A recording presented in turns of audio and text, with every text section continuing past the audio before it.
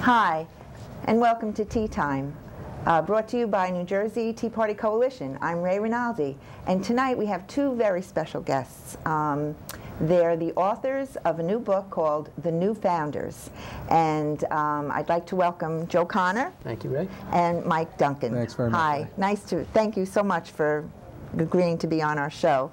So I just want to tell our audience a little bit about each of you. Sure. Okay. Joe, he's a husband and father of two, and he has testified before the Senate Subcommittee on Foreign Relations regarding President Clinton's 1999 clemency granted to 16 terrorist members who claimed his father's murder. Right, the FALN. The FLAN, yes. And the Senate Judiciary, when they were trying to confirm Eric Holder, you testified against them. That's correct. And you also led the successful 2011 effort to deny parole to the terror leader who refused the Clintons' clemency in 1999, right? Yeah, Oscar Lopez. Oscar Lopez, Yeah. And you were successful. Yeah, we went out to Terre Haute, Indiana, to the federal prison and faced the terrorists across a small table, not too far different from where we are now, and looked him in the eye and explained why he shouldn't be let out of prison. And fortunately, justice prevailed, and he was kept in jail. Thank God for that, Thank right? God. And you were also an eyewitness to the 9/11 attack, and I know you lost your My cousin Steve Schlag, who was from Franklin Lakes. Yeah. And your articles have been published in the New York Post, the Human Events, Los Angeles Times, Newsmax, National Review Online, the Wall Street Journal, and you currently contribute to Breitbart, right? Big piece? Yep. And RedState.com. That's right. And you also appeared on several news shows, including Hannity and Combs, Fox and Friends, the NBC Nightly News, Hardball, America Live, as well as various local and national syndicated radio programs, including Dennis Miller, Tom Marr, Mark Levin, and Sean Hannity. And you had a key role in the Citizens United documentary, Hillary the Movie.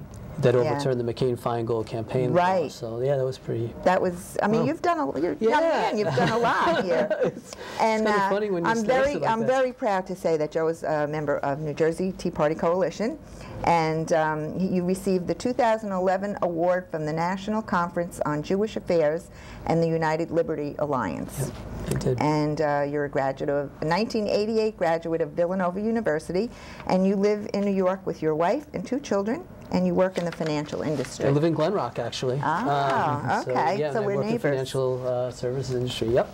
Okay, and then the other author is Michael Duncan, and he's a father of two, and he's married. He works in the financial services industry, where he's a frequent guest speaker on merger and acquisition industry trends. Correct, He is also a regular lecturer of continuing legal education courses to corporate law firms in the United States. Mike has written numerous articles on shareholder services for trade publications, as well as an article on stock options in the spring 2009 edition of the Journal of Employee Ownership, Law, and Finance, published by the National Center for Employee Ownership. You're also a 1988 graduate of Villanova, and you're married with your two children, and you live in the New York City Basking Ridge. Basking Ridge, yes. And you are a member of the Morristown Tea Party. That's correct. And you're also an officer in the Knights of Columbus. Yes. And you're very active in your church and youth and sports. Well, thank you for being here, really. Thank you. Thank you for having us. You know, I want you to talk about your book, because it was fantastic. I finished it, and the end was riveting.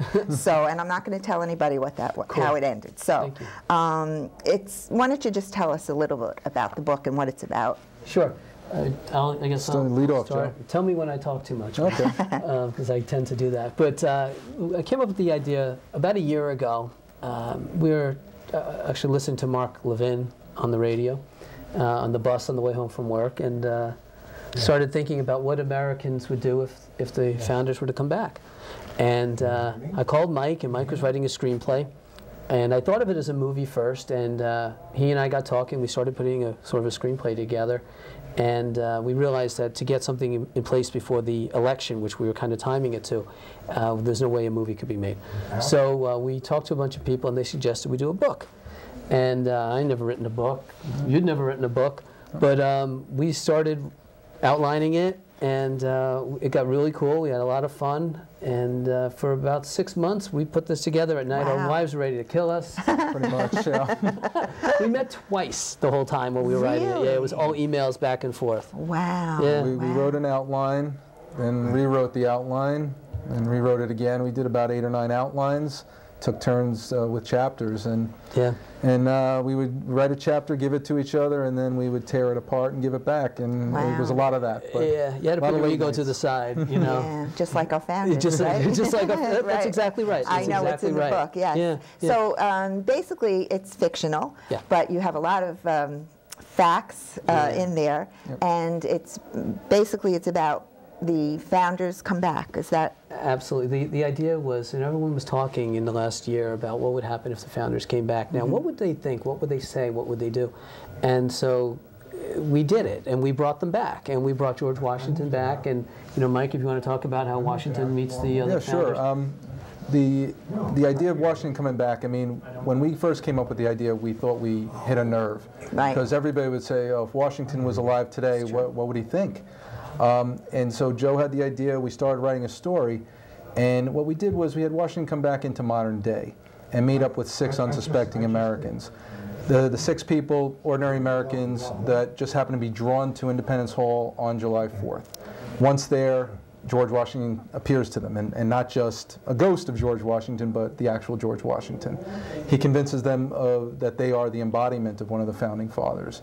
And then once convinced, they come together and they decide to help Mr. Washington, reintroduce Mr. Washington to America today, and show him the country that, you know. Yeah, I mean, it was, and he was quite surprised.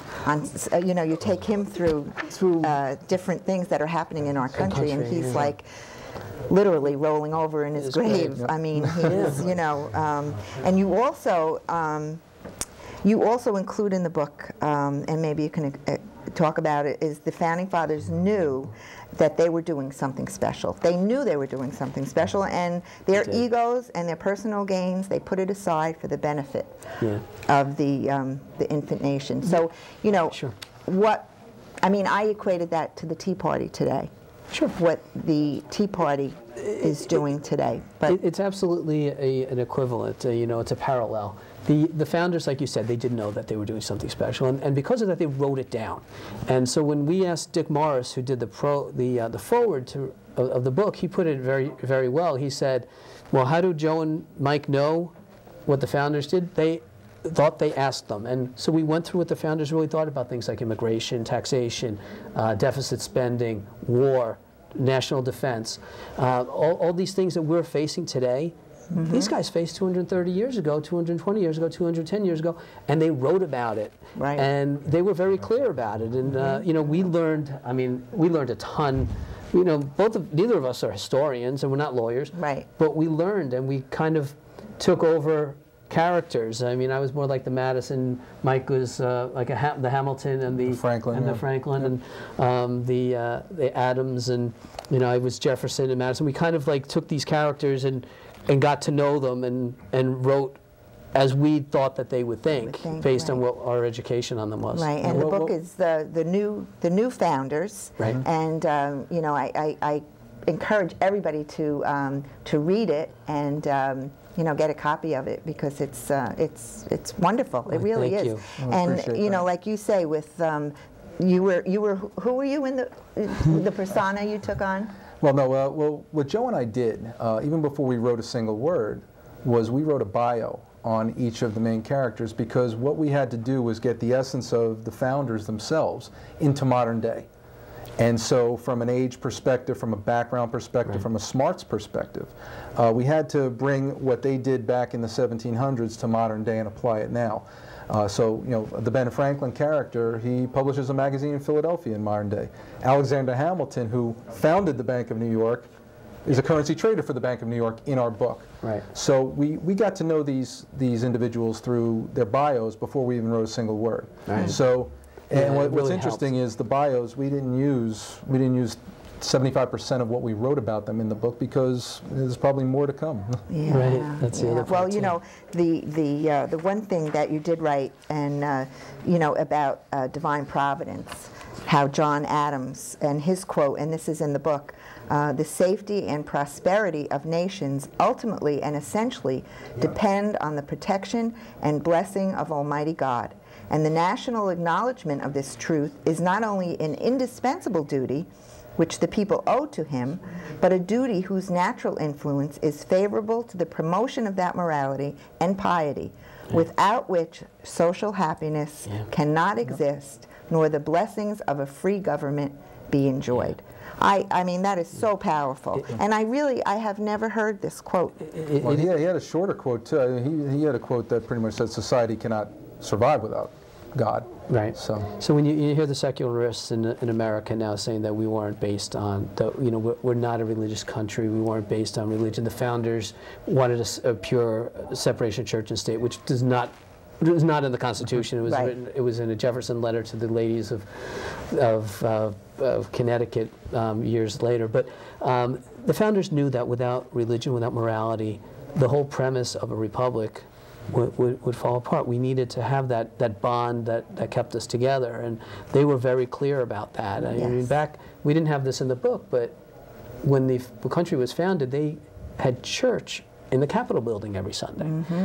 So we're far from an atheistic or secular society back then. They didn't believe that, and the only thing they didn't want was a national religion. Right. But you know, God is not a religion. No. Exactly. It's not a religion. That's exactly right. And our country was founded on the Judeo-Christian principles. Yeah. But you bring it so to life in this book. I mean, it's really, you know, I loved it. I loved it, and I really. You also, again, you say how divine providence has intervened before on behalf of the United States, and the current political situation in the country may not foster that going forward. Yeah, and that's so true. I mean, you know, through the research and all, but the reason we say that, and there's a couple instances in history. Now, these guys, you know, who founded the country, they knew they had something special, and they knew they couldn't survive without God. But you know, at the infancy of the country, and I love to mention the Battle of Long Island, which was fought weeks after the Declaration of Independence was signed. The troops, Washington's troops, were trapped by the British in Brooklyn. They were ready to be captured, and they had no escape except to get to the river. The British were had surrounded them, and a fog came in, allowing them to escape undercover across the East River into Manhattan and escape. The war could have been over 2 weeks after the country was founded. You know, then the other instance was the War of 1812. The British had occupied Washington. They were burning everything down. They were about to take over again, and a storm came through. A lot of people think it was a tornado that wiped out the British army. Now, these were two occurrences at the infancy of our country where, you know, you can only say that divine providence intervened, and you know, God thought it was something special. But you know, we see a lot of the stuff that's going on now. It's hard. You know, with the abortion and with the way the politicians act. God could, you know, he could be turning his back on this country. You know, and when we come back, we'll expand on that and talk about that more. Okay? And so we'll be right back. Thank you.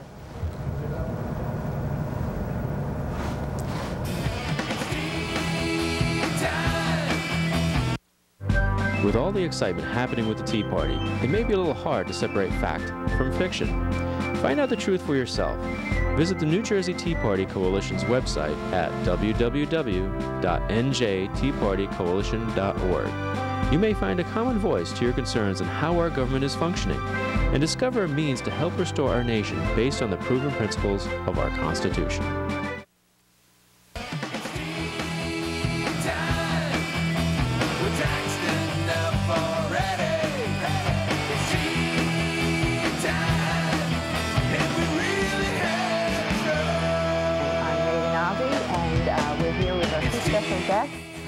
Joe Connor and Mike Duncan, who are the authors of a new book called The New Founders, and I encourage everybody to go out and buy it and read it. It's wonderful, and the premise is about the founders come back into today's world, and what would they say? And you have a lot of humor in the book as well. And I know there's one part where you have Lincoln on the steps of, not Lincoln, I'm sorry, you have Washington on the steps of the Lincoln Monument. Yeah. That's one of the earlier parts in the book, when Washington does come back, and one of the things that he's amazed by is really how magnificent our country is. And you know, he's in the city of Philadelphia, and he's looking at the skyscrapers, and he's looking at the women in their summer dresses, and he's kind of intrigued. You know, things have gotten pretty good since I left, and but he also sees that the races are together, and so he makes an assumption that by eliminating the slave trade, as they had done in the Constitution, which was going to happen 20 years after the ratification, that slavery must have passed away like the founders expected it to. Wow. He has a bit of a moral crisis when he learns that that didn't exactly happen, that a civil war was fought and 500,000 Americans were killed. And he thought that maybe he had failed. He said, well, we kicked this problem down the road in a similar way to a lot of the politicians today are kicking our financial problems down the road. And it turns out Washington gets drawn to Lincoln. And when he goes to Washington, D.C., he goes to the Lincoln Memorial, and he reads the second inaugural on one side and the Gettysburg Address on the other. And he's taken by the strength of Lincoln, who has one hand clenched and one hand flat, where he sees the strength in Lincoln as a person, and he's really intrigued by him, and he starts to talk. And that's really where the story takes off, because people start listening to what Washington has to say.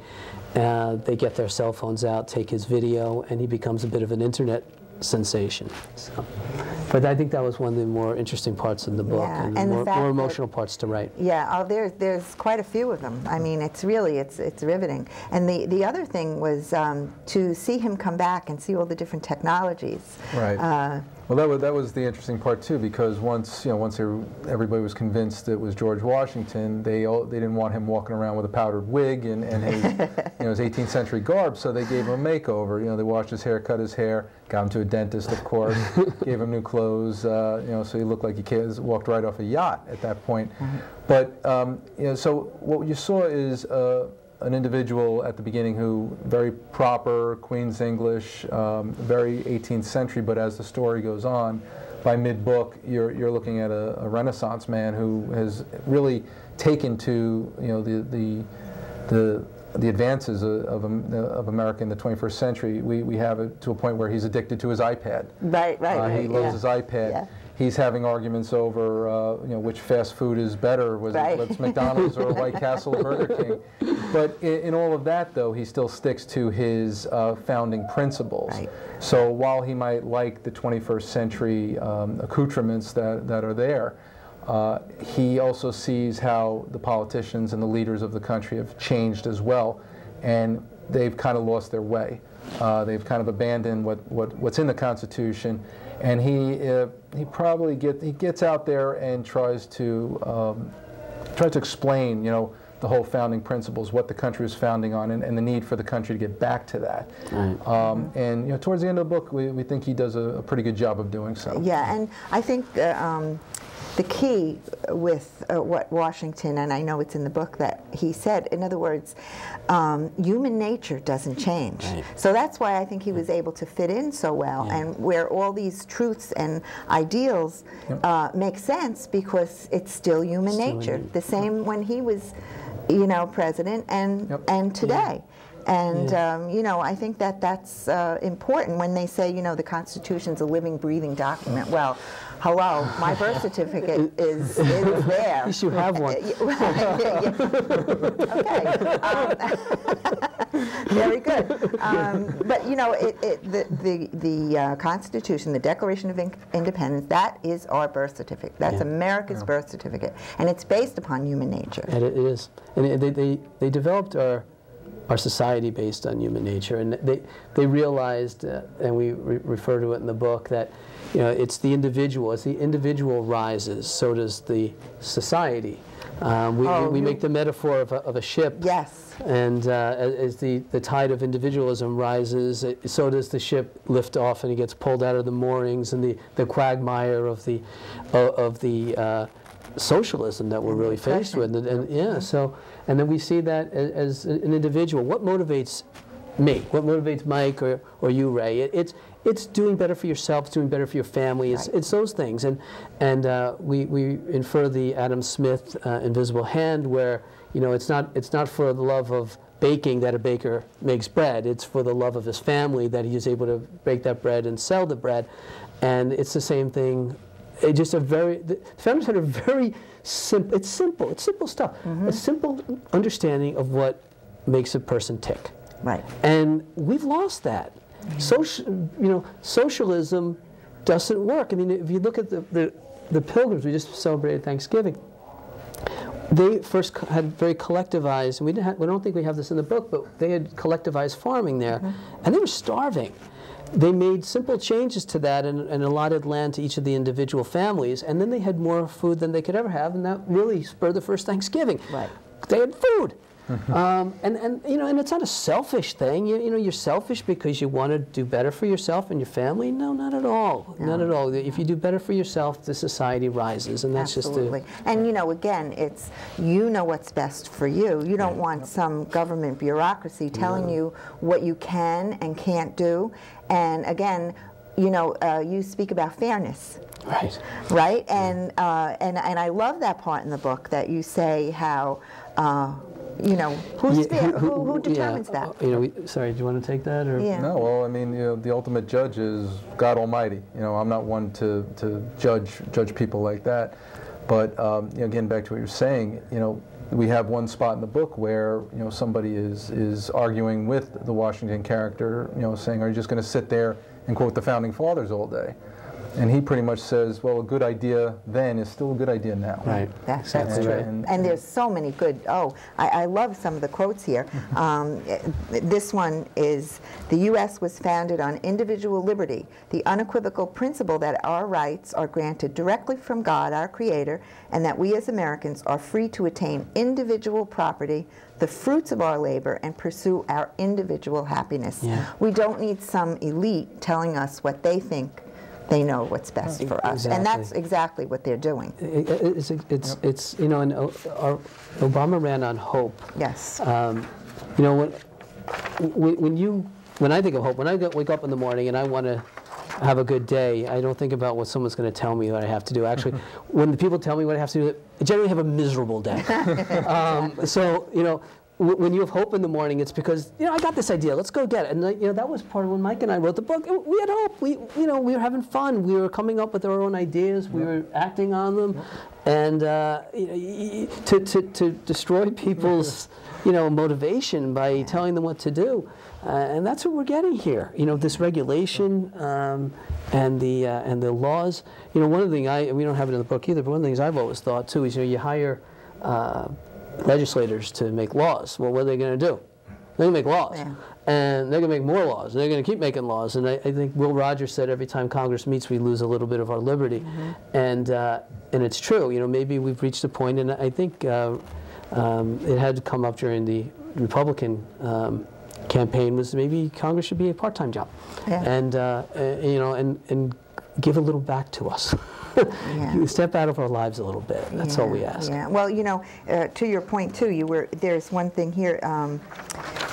Somebody had written this about your book, and they say that the reader will realize that many of today's challenges are the very same as those our country faced during the American Revolution, and can only be solved by adherence to our enduring constitutional principles. And you really nailed it in the book. You really, really did. And I hope down the line that you're considering some kind of political office, because really you get it. You get it. Well, Joe and I like to say, I mean, we've used this many times too, but the tyranny that the people of the 1700s there faced probably doesn't even pale in comparison to the tyranny we're experiencing today. Absolutely. From the government, you know, and the intrusion into our lives, you know, with all the government programs, the Obamacare. You know, we're not going to be able to decide for ourselves, you know, and that's not too far away. It's not too far away, and they're setting the premise for it. And you know, you see, based reading your book and hearing the different quotes from our founders, that you see how it's so different from our country and where it came from, and people have not felt the pinch yet. No, and that's the sad thing. I mean, we see it coming. And we're trying to, like Paul Revere, you know, it's coming, it's coming, and nobody really wants to take notice, and that's why, you know, I encourage everybody to read this book, The New Founders. It has a lot of good information, and you really get the sense of how off our country has been, and how this politician, George Washington, stands up to the establishment. I loved that. I love that. Yeah, and I won't say how, but he really stands up to the Republicans and the Democrats. He does. I mean, he doesn't back off. No, and we didn't make this a Republican book. No. Or, you know, we bashed the Republicans as much as they deserved, and the Democrats as much as they deserved. And the idea is the idea is to educate people in a kind of fun, interesting way. Maybe they won't even know they're being educated. It's like feeding a kid broccoli. You know, if you can trick him a little bit, maybe he'll get it. So, you know, that was the idea, that maybe you know, you had mentioned, I testified against Holder and Hillary. Well, Holder became Attorney General, Hillary became Secretary of State, so I was doing something wrong, right? So, so the idea was we changed tactics, and Mike and I changed tactics with this book, and we said, hey, you know, let's get the point across in a maybe a more subtle, more interesting way. And well, it certainly, you know, I really enjoyed it, and I hope everybody, you know, goes out and buys a copy and read. Oh, it's a good Christmas present. It's a great stocking stuffer. And well, you need a pretty big stocking, but that's okay. That's all right. And you can get this on Amazon. We have a great website, www.thenewfounders.net. Dick Morris did the forward, and there's tons of cool stuff on the website. And you can go right to Amazon from there. It's available on Amazon or Barnes & Noble, and it's actually in some Barnes & Noble stores, too, in New Jersey. So thank you so much. Oh, thank you, Ray. Thank you for having us. It's been a pleasure. And thank you so much for joining us, and we'll see you next time. Awesome.